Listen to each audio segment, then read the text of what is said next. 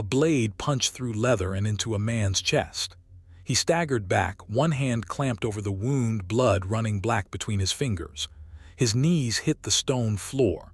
A dog started barking somewhere close, wild and frantic. Men shouted.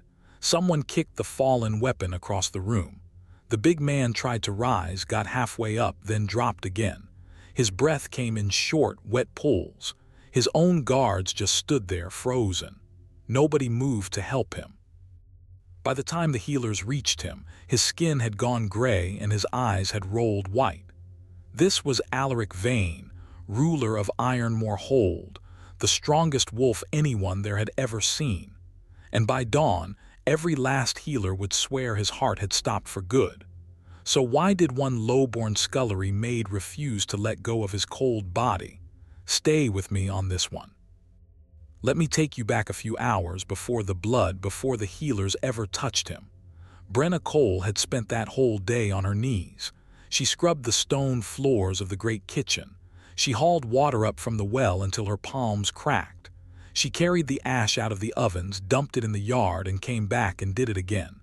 Nobody knew her name. To the cooks she was Girl. To the nobles who swept past her in the corridors, she was nothing at all. They looked straight through her the way you look through a chair. Now here's the thing about being invisible. You see everything. Brenna knew which guards drank on watch. She knew which cook was stealing salt. And she knew, better than anyone in that cold fortress, exactly who hated the king. Because people talk in front of servants. They forget you have ears. Ironmore Hold sat high in the northern mountains, a pile of gray stone wrapped in snow half the year. The wolves who ruled it had held those peaks for 300 years, and the strongest of them all sat on the carved chair in the great hall.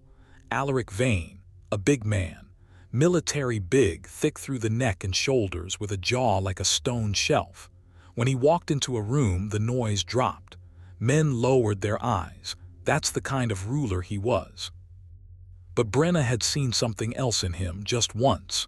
It happened maybe a month before that night. She'd been carrying firewood across the courtyard when her foot caught the ice and she went down hard. The wood scattered everywhere. Two young lords laughed at her, the way you'd laugh at a dog slipping. One of them said something I won't repeat, the kind of cruelty that costs the speaker nothing. Brenna had learned long ago to just gather her things and disappear. That's what the invisible do. You don't answer back. You don't exist enough to answer back. But that day a shadow fell over her. A huge hand reached down and started picking up the firewood. It was the king.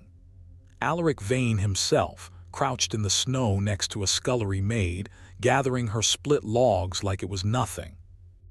He stacked them back in her arms. Then he stood, turned to the two laughing lords and just looked at them. Didn't say a word, didn't have to. They went white and found somewhere else to be. He looked back at Brenna. "What's your name?" he asked. "Brenna, my lord." "Watch the ice by the east wall, Brenna. It stays frozen there past noon." And then he walked off like he'd forgotten it already. For everyone else that was nothing, a moment. But understand something about a girl who's been treated like furniture her whole life. When someone finally sees you, even once, even for 10 seconds, it goes down into you like a hook. She carried that small kindness around for a month like a warm coal in her chest. So that was Alaric, in the one glimpse she'd been given. Now let me tell you who wanted him dead. His own brother, a man named Roderick Vane. Younger, leaner, with a smile that never reached his eyes. Roderick had spent years standing one step behind the throne, and one step behind is a hard place to stand when you believe the chair is rightfully yours. He'd built his own quiet circle inside the hold.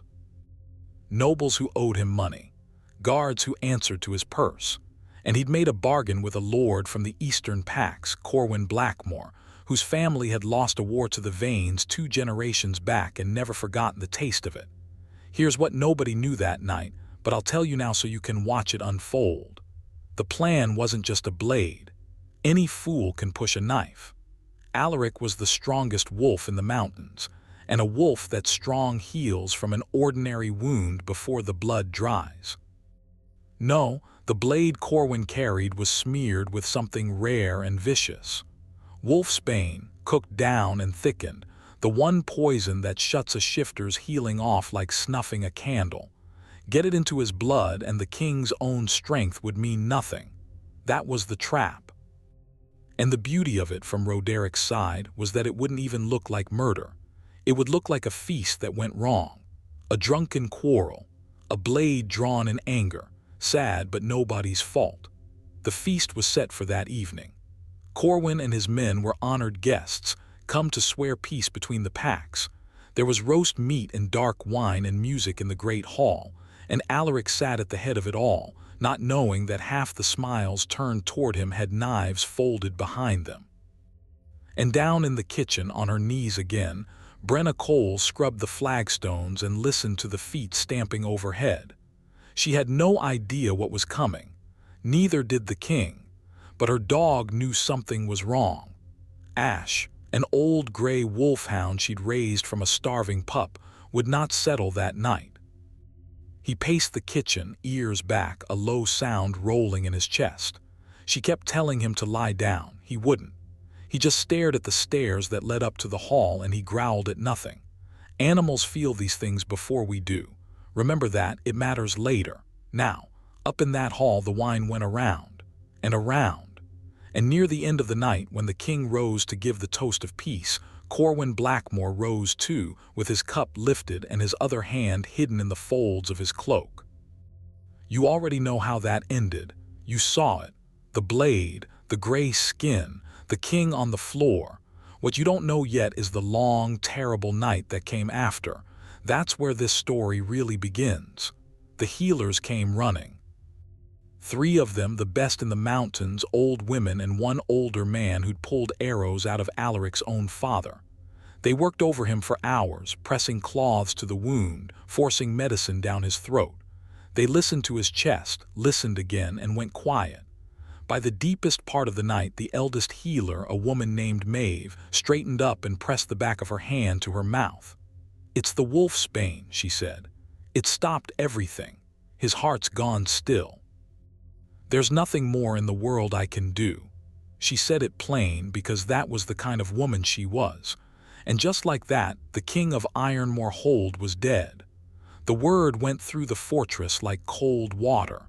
Alaric Vane, dead on a feast night, killed by a guest under his own roof. Corwin Blackmore and his men had already slipped out into the dark, gone before the guards even thought to close the gates. And Roderick played his part beautifully. He wept. He put his face in his hands and let his shoulders shake. He swore he'd hunt Corwin to the ends of the earth. And then, very quietly, he began giving orders. Because a king's body cannot sit and wait. There are old laws in the mountains. A fallen ruler must go to the fire before the next dawn breaks, or his spirit is said to be trapped, restless, unclean. Burn him before the sun. You see how clean it was for Roderick. The tradition itself would destroy the evidence. Burn the body, burn the poison in his veins, burn any chance that some clever healer might later prove it wasn't a simple drunken killing. By dawn there'd be nothing left but ash, and a grieving brother ready to take the empty chair. They laid Alaric out on his own bed in the high chamber. They folded his hands.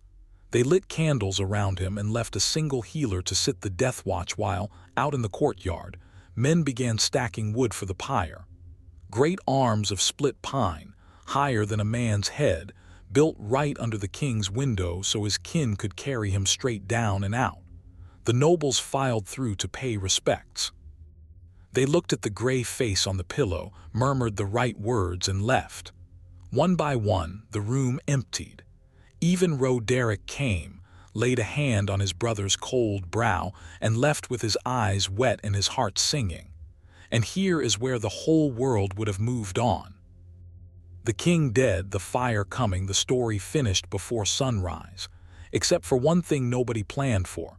Somewhere down in the kitchen, a scullery maid heard the news. Brenna didn't decide to go up. Her feet just took her. She climbed the stairs she was forbidden to climb, past guards too stunned by grief to stop a servant, and she came to the door of the high chamber and stepped inside. And there he was, the man who'd knelt in the snow to pick up her firewood. Gray, still, gone. The healer on watch, a young one, looked up. "You can't be in here." Brenna didn't answer. She crossed the room and looked down at Alaric's face, and something in her simply broke. Not loud. She didn't wail. She just reached out and took his big cold hand in both of hers, and she held it. The young healer stood up, uncertain. "Girl, he's gone. There's nothing to do here." "I know," Brenna said, but she didn't let go. And then Ash came through the door. The old wolfhound had followed her up every step, and now he crossed the floor without a sound, climbed right up onto the bed, and lay down against the king's legs, pressing his big gray body there like he was trying to warm him. The healer opened her mouth to shoo the dog off, and then she stopped, because Ash had gone completely rigid. His ears were up. His whole body pointed at the king's chest like an arrow, and a low sound started in his throat, rising, until he tipped his head back and howled. The healer went cold all over. She'd never heard a dog make a sound like that. It wasn't grief. It was a warning. "Get that animal out," she said, but her voice shook. Brenna didn't move. She'd laid her cheek down against the king's chest now, over the wound, over the still heart, holding him the way you'd hold someone you were begging not to leave. The healer, unnerved and outmatched, backed toward the door. "I'll fetch the others," she said, and she fled. And then for a little while it went quiet. The candles burned low and even. Out in the courtyard, the men building the pyre had stopped to rest, and their voices had died away. The wind settled. Ash finally stopped howling and just lay pressed to the king's legs, watching. And Brenna, worn down to nothing, kept her arms wrapped around the cold body and closed her eyes. Maybe, she thought, they'd let her stay. Maybe they'd forget she was here, the way they always forgot she was here. Maybe she could just hold him till morning in the quiet and no one would come. For one long, still breath, it felt almost peaceful, like the worst was over, like the night had finally decided to let them be. It hadn't. The door slammed open so hard it cracked against the wall. Roderick Vane stood in it, and behind him were 4 guards with torches, and behind them the young healer, wringing her hands. Roderick's grief face was gone. What was underneath, it was something flat and hard. "The pyre is lit," he said. "Get her off my brother." And just like that, everything changed. Because this was no longer a story about death and grief and a girl too sad to let go. Watch it turn. In the space of one sentence, it became something else entirely. Roderick didn't care about tradition, and he didn't care about a weeping servant. He cared about one thing. His brother's body had to be ash before the sun came up, or his whole careful plan came apart. And now there was a witness in the room. A nobody, yes, but nobody's talk. And Ash was still growling at the king's chest like the dead man was about to sit up. The guards moved in. Brenna felt hands grab her shoulders, hauling her up and back, and she fought them. A scullery maid fighting armed men. It should have been nothing. But she twisted and clung and got one hand back onto the king's chest, and in that half-second, with her palm flat against him and the guards dragging at her arms, she felt it. A pulse. Faint. So faint it was almost nothing at all. A single slow beat way down deep, like a heart trying to remember how. She froze, and it came again. Thump. And then, after a long, terrible pause, again. "He's alive," she said. Nobody heard her. She said it louder, screaming it now, thrashing against the guards. "He's alive. His heart's beating. I can feel it. He's alive." Roderick went very still. And here is the first thing this whole night turns on, so hold on to it. Everyone in that room heard a hysterical serving girl making a fool of herself over a corpse. Everyone except Roderick. Roderick heard a threat. Because Roderick was the only other person who knew the wound might not have finished the job. who knew wolfsbane slows a wolf's heart so far it can fool 3 healers, who knew his brother might still be clinging on by a thread. And if that were true, the pyre wasn't a funeral. It was the actual murder. And this girl was standing between him and it. "She's mad with grief," Roderick said smoothly to the room. "Take her down and lock her somewhere until this is done." Now let me stop right here for 1 second, because if you felt your own chest go tight watching this poor girl fight for a man everyone else has given up on, then you already know why I love telling stories like this. If you're still with me, do me a small favor and hit that subscribe button. It genuinely helps this channel more than you know, and it lets me keep bringing you these. All right, back to that room where the guards had their hands on Brenna and the pyre was burning down in the yard. Old Maeve, the eldest healer, had come up behind them all. She'd heard the girls screaming from the corridor, and Maeve had sat the death watch over 100 bodies in her long life, and she knew one thing the young ones didn't. Sometimes the dying fool you. So she pushed past the guards and said, "Wait." Just that, wait. And she bent over the king and put her ear to his chest, in the exact spot Brenna's cheek had been, and she held her breath and listened. The room waited. The torches hissed. Maeve came up slowly, and her old face had gone the color of the candles. "There's something," she whispered. "God help me, there's something there, a beat, far apart, but it's there." Roderick's jaw tightened. "You listened for 3 hours and heard nothing." "Because it wasn't there 3 hours ago," Maeve said. "Or it was too deep to catch. The wolfsbane, it can drop a heart so low it hides. I've heard of it in old books, I never believed it." She looked at Brenna, and there was something like wonder in her eyes and something like fear right behind it. "How did you feel that, child?" "I had to press my ear to bone.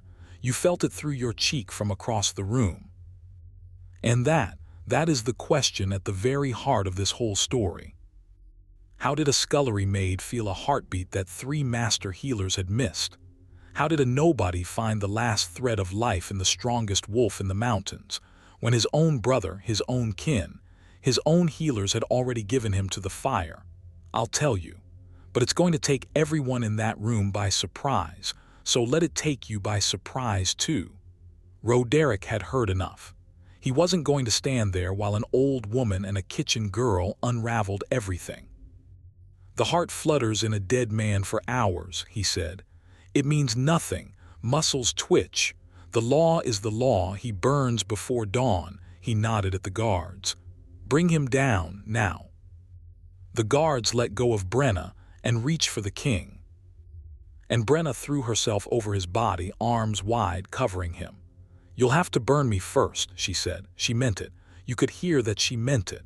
For a moment nobody moved, because it's a strange thing to see.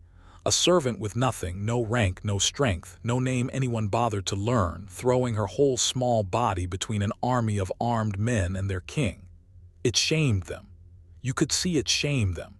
And that was the moment Ash decided he'd had enough too. The old wolfhound came off the bed like a storm, put himself between Brenna and the guards, and showed every tooth in his head.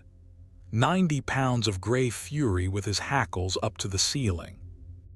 The nearest guard stumbled back into the man behind him. "It's a dog," Roderick snarled. "Kill it if you have to." But here's what happened next, and this is where it all breaks open. As the guard drew his blade on the dog, Brenna, still spread across the king's chest, felt that faint, slow pulse under her.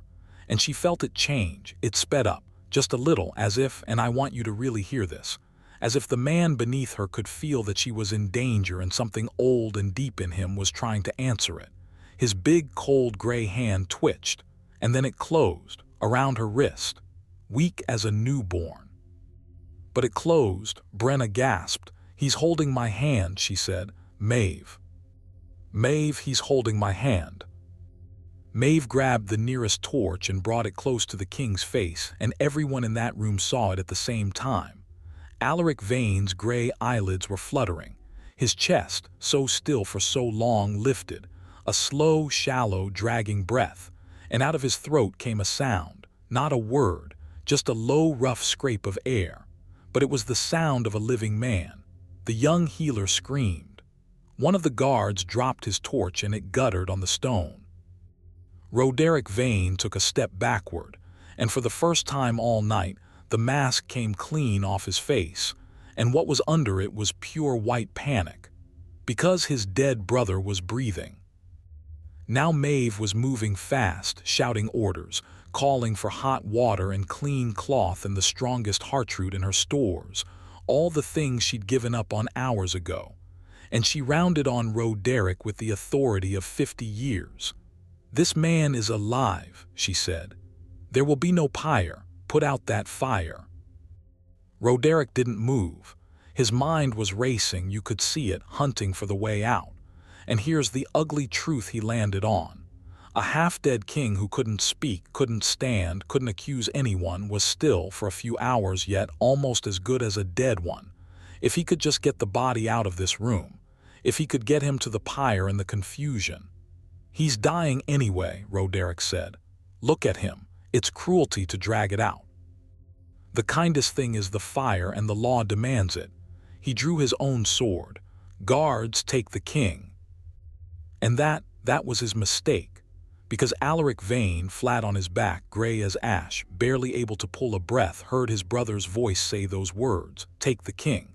And something in the wolf answered. You have to understand what Alaric was. Not a man who happened to be strong. The strongest wolf in 300 years of that bloodline. The wolfsbane had shut his healing off, yes. It had dragged his heart down into the dark, but it hadn't killed him because there was too much of him to kill. And now, with his brother's blade drawn over him and his mate, yes, his mate, I'll get there, clinging to his chest in danger, every last thing he had left came up out of the deep all at once. His eyes opened, full open, gray and clear and burning. His hand tightened on Brenna's wrist, and this time it wasn't weak. He used it to pull himself up. He came off that bed slow and shaking, like a mountain deciding to stand, blood soaking through the bandage on his chest, and he got his feet under him and rose to his full height in front of his brother. He swayed. He nearly went down. Brenna got under his arm and held him up with everything her small body had, and he let her, and together they stood. "Roderick," Alaric said. His voice was a wreck. But everyone heard it. "You drew steel over your king." The room had gone silent as a grave. The guards had stopped dead, caught between two brothers, not knowing which way the world was about to fall. And Roderick knew he had one heartbeat to choose, and he chose wrong. He lunged. Blade first, straight at Alaric's open wound, because he knew that was the only place left that could kill him. But Ash got there first. The old wolfhound hit Roderick's arm mid-lunge and took him down to the stone, and the sword skittered away across the floor. And then the guards who a moment ago had been ready to burn their king, saw exactly which way the world had fallen, and they fell on Roderick and pinned him down. Funny how quick loyalty comes back when the dead man stands up. Alaric looked down at his brother, held to the floor, snarling and spitting, and then he looked at the girl holding him up. And then, because even the strongest wolf in the mountains has a limit, his eyes rolled and his knees went, and Brenna and Maeve caught him and lowered him back down onto the bed. But this time his heart was climbing, not falling. This time he was coming back. It took Alaric Vane 11 days to come all the way back to himself. 11 days of Maeve dripping heartroot and broth into him, of the poison working slowly out of his blood, of his own wolf strength waking up piece by piece now that nothing was holding it down. And through all 11 of those days and nights, Brenna Cole did not leave that room. She slept in the chair. She changed his bandages. She held his hand because she'd learned that when she held it, his heart beat stronger and steadier, and when she let go, it wandered. And that's when Maeve finally understood the thing she'd wondered about since that first night. How the girl felt a heartbeat 3 healers missed. You've probably guessed it by now. The old stories of the mountain wolves speak of a bond. Rare. Once in a generation, maybe less. Two souls tied together underneath everything, so deep that one can feel the other's heartbeat across a room, across a valley, some said across the veil of death itself. A fated pair. Most wolves live and die and never meet the other half of that bond. But when they do, nothing can break it. Not distance. Not time. Not, it turns out, wolfsbane and 3 healers and a funeral pyre. Alaric had felt it the day he knelt in the snow and asked a scullery maid her name. He hadn't understood it then.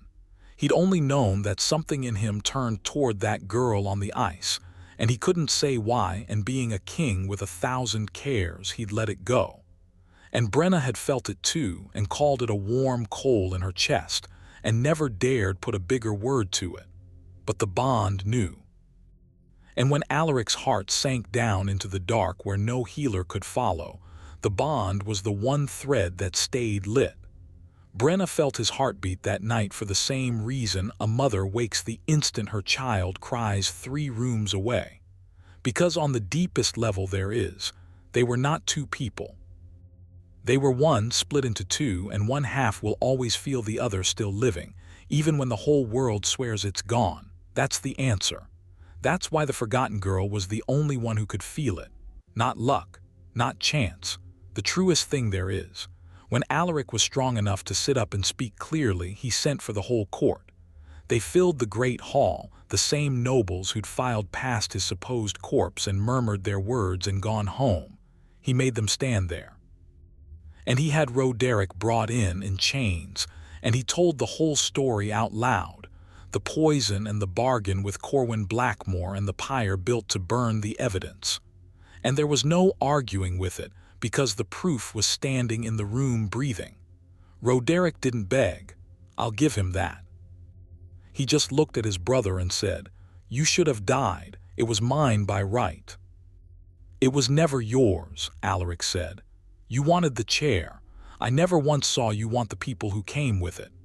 And he gave the order, and Roderick was taken away over the mountains, stripped of his name, banished to the far packs where no one had ever heard of a vein. Some said that was mercy. Alaric said it was the only thing left in him that still felt like a brother. As for Corwin Blackmore, the Eastern lord who'd carried the blade, that's a hunt that took 2 more winters and a different story than this one. But it ended the way those things end. And Brenna Cole, the court expected her to be rewarded and sent back down to the kitchen with a coin and a story to tell. That's how it usually goes for the invisible, a pat on the head and back to the floor you scrub. But Alaric came to find her himself, the way he'd come the first time in the snow.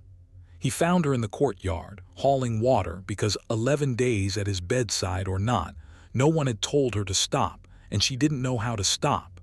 He took the bucket out of her cracked hands and set it down. And this time the whole courtyard was watching, all those lords who'd looked straight through her for years. "You held onto me when everyone I trusted let go," he said. "You felt my heart when my own healers couldn't. Do you know what that means, Brenna? Do you know what you are to me?" She shook her head, because she didn't dare say the word either. So he said it for her. And he said it in front of every noble in Ironmore Hold so that not one of them could ever again pretend they didn't know her name. She didn't become a lady overnight. That's not how real things work, and this is a real thing, even wrapped up in wolves and mountains. There were those who resented her, and years of learning to stand in rooms that had spent her whole life making her feel like furniture. But she learned. And she was fair. And she remembered exactly what it was to be the one nobody sees. And under her hand, the servants of that hold were treated like people for the first time in 300 years. Ask anyone who scrubbed those floors after her. They'll tell you. And Ash, the old gray wolfhound who howled at a heartbeat no one else could hear, slept at the foot of their bed until the end of his long good life. And Alaric Vane, the strongest wolf in the mountains, fed that dog from his own plate every single night and dared anyone to say a word about it. Now think back to where we started. A blade in the dark. A big man gray on the floor. a whole court that gave him up to the fire and turned away. Every healer, every noble, every drop of his own blood ready to burn him before the sun came up. And one girl on her knees who wouldn't let go.